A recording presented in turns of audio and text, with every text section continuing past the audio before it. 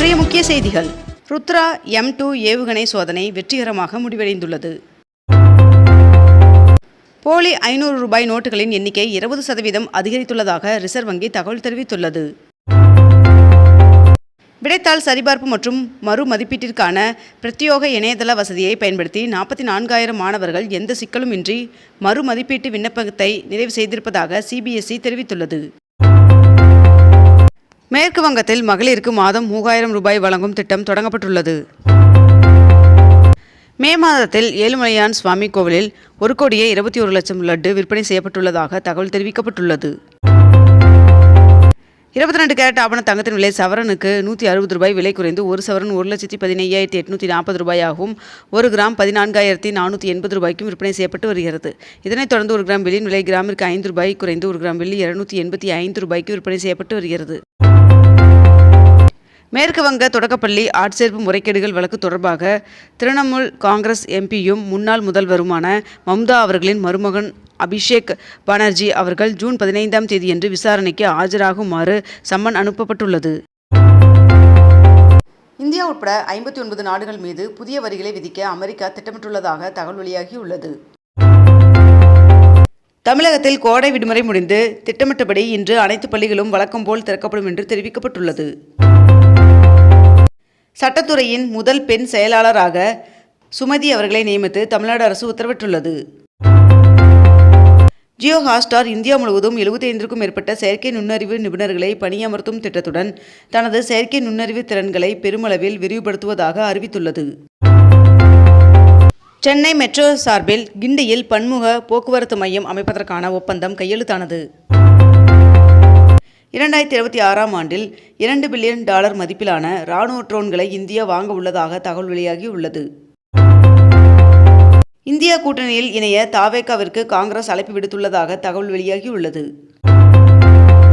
தமிழகத்தில் நேற்று அதிகபட்சமாக சென்னை மீனம்பாக்கத்தில் 105 டிகிரி ஃபாரன்ஹீட் வெயில் பதிவாகியுள்ளது. மேட்டூர் அணைக்கு நீர்வரத்து 3,816 கனஅடியாக சரிந்துள்ளது. தங்க நகை மதிப்பீட்டாளர் பயிற்சி வருகின்ற ஜூன் 15ஆம் தேதி முதல் 19ஆம் தேதி வரை 5 நாட்கள் நடைபெற உள்ளதாக தெரிவிக்கப்பட்டுள்ளது. திருப்போரூர் ஊராட்சி ஒன்றியத்திற்கு உட்பட்ட பகுதியில் மேற்கொள்ளப்பட்டு வரும் பல்வேறு ஊரக வளர்ச்சி மற்றும் ஊராட்சித்துறை திட்டப்பணிகளை ஊரக வளர்ச்சி மற்றும் நீர்வளத்துறை அமைச்சர் ஆனந்த் அவர்கள் ஆய்வு செய்தார். CBSEயின் புதிய தலைவராக லோகண்டே பிரசாந்த் சீதாராம் அவர்கள் நியமனம் செய்யப்பட்டுள்ளார். கோவை மாவட்ட பஞ்சாயத்திற்கு தேசிய விருது கிடைத்துள்ளது. கன்னியாகுமரி மாவட்டத்தில் இன்று முதல் 6 நாட்களுக்கு ஆரஞ்ச் அலர்ட் விடுக்கப்பட்டுள்ளது. கோவை மாவட்ட பஞ்சாயத்திற்கு தேசிய விருது கிடைத்துள்ளது. விமான எரிபொருள் விலையை கட்டுப்படுத்த மத்திய அரசு 10,000 கோடி ரூபாய் நிதி ஒதுக்கி உள்ளது என்று தகவல் வெளியாகியுள்ளது. கர்நாடகாவின் 25வது முதலமைச்சராக TK சிவகுமார் அவர்கள் பதவியேற்றார். கர்நாடக முதலமைச்சராக பொறுப்பேற்றுள்ள TK சிவகுமார் அவர்களுக்கு பிரதமர் நரேந்திர மோடி அவர்கள் வாழ்த்து தெரிவித்துள்ளார். தமிழ்நாடு முழுவதும் மாவட்ட வாரியாக பொறுப்பு அமைச்சர்களை நியமனம் செய்துள்ளார் முதலமைச்சர் ஜோசப் விஜய் அவர்கள். தென்மேற்கு பருவமழை இன்று தொடங்குகிறது. தமிழ்நாட்டில் புதிதாக உருவாக்கப்பட்ட மாவட்டங்கள் மற்றும் நகர்ப்புற உள்ளாட்சி பிரதிநிதிகளின் பதவிக்காலம் 2027ஆம் ஆண்டு பிப்ரவரி வரை இருக்கும் நிலையில் வருகின்ற 2027ஆம் ஆண்டு மார்ச் மாதத்தில் உள்ளாட்சி தேர்தலை நடத்த மாநில தேர்தல் ஆணையம் திட்டமிட்டுள்ளதாக தகவல் வெளியாகியுள்ளது. 180 நாட்கள் விசாவில் இந்தியா வரும் வெளிநாட்டினர் குடியேற்ற விதியில் முக்கிய திருத்தம் மேற்கொள்ளப்பட்டுள்ளதாக தகவல் வெளியாகியுள்ளது. கியூட் மறுதேர்வு வருகின்ற 6 மற்றும் 7 ஆகிய தேதிகளில் நடைபெறும் என்று தேசிய தேர்வு முகமை அறிவித்துள்ளது. தமிழ்நாடு சட்டப்பேரவை செயலாளர் சீனிவாசன் அவர்கள் தனது ராஜினாமா கடிதத்தை சபாநாயகரிடம் வழங்கினார். தமிழக முதல்வர் விஜய் அவர்கள் மற்றும் மத்திய ஜல்சக்தி துறை அமைச்சர் CR பாட்டீல் ஆகியோர் முன்னிலையில் ஜல் ஜீவன் மிஷன் 2.0 செயல்படுத்துவதற்காக தமிழக அரசிற்கும் மத்திய அரசிற்கும் இடையே புரிந்துணர்வு ஒப்பந்தம் கையெழுத்திடப்பட்டுள்ளது. உள்ளாட்சி அமைப்புகளில் 11 மாவட்ட ஊராட்சிகள் 40 ஊராட்சி ஒன்றியங்களின் வார்டு மறுவரையறை குறித்து தேர்தல் ஆணையம் ஆலோசனை செய்ய முடிவெடுத்துள்ளதாக தகவல் வெளியாகியுள்ளது. பாஜக முன்னாள் மாநில தலைவர் அண்ணாமலை அவர்கள் அந்த கட்சியிலிருந்து விலகுவதாக 5 பக்கங்கள் கொண்ட ராஜினாமா கடிதத்தை பாஜக தேசிய தலைவரிடம் கொடுத்துள்ளார் என்று தகவல் வெளியாகியுள்ளது.